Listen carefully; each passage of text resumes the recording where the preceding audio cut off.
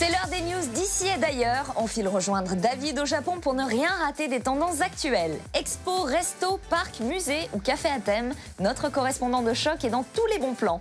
Je vous retrouve ensuite ici, en plateau, pour découvrir ensemble les dernières tendances asiatiques du moment. C'est parti pour les news.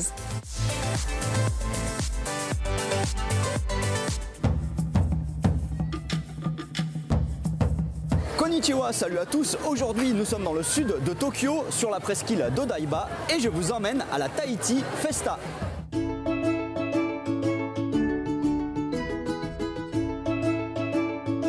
Nous voici à l'intérieur de Venus Fort, une sorte d'immense galerie marchande à la décoration aussi impressionnante que kitsch.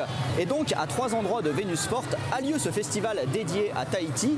Bon, un petit rappel géographique quand même, car même si Tahiti c'est la France, je suis certain que beaucoup de Français ne savent pas où c'est.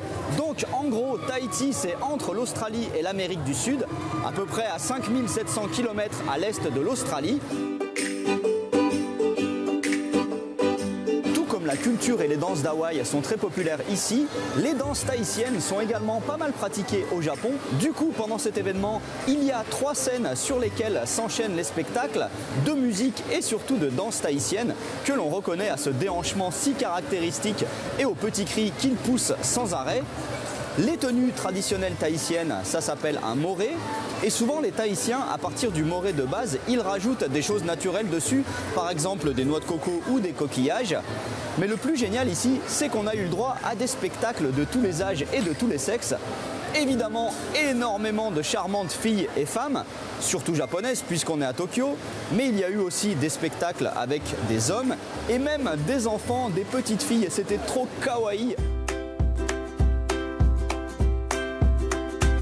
Il y a évidemment des tas de stands au niveau desquels on peut acheter tous les objets de l'artisanat local tahitien. Alors cela va des bijoux jusqu'aux vêtements. Là en face, on peut même apprendre à tresser le genre de couronne que portent les danseuses tahitiennes. Et enfin, en face, il y a même des guitares, enfin pas des guitares, des ukulélés de Tahiti. Mais ne comptez pas sur moi pour vous faire une démonstration, je suis nullissime.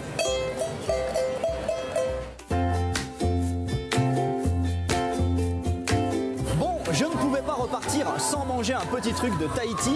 Ça a été difficile car les 3/4 des stands c'est en fait de la nourriture d'Hawaï.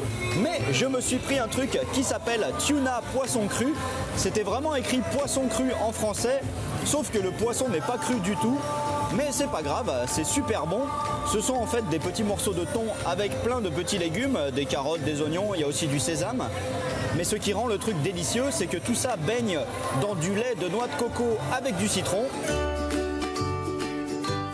Voilà, c'était super ce festival. Et comme finalement Tahiti c'est plus proche du Japon que de la France, je devrais peut-être aller y faire un tour en partant d'ici. Allez, à plus. Tiens, mais...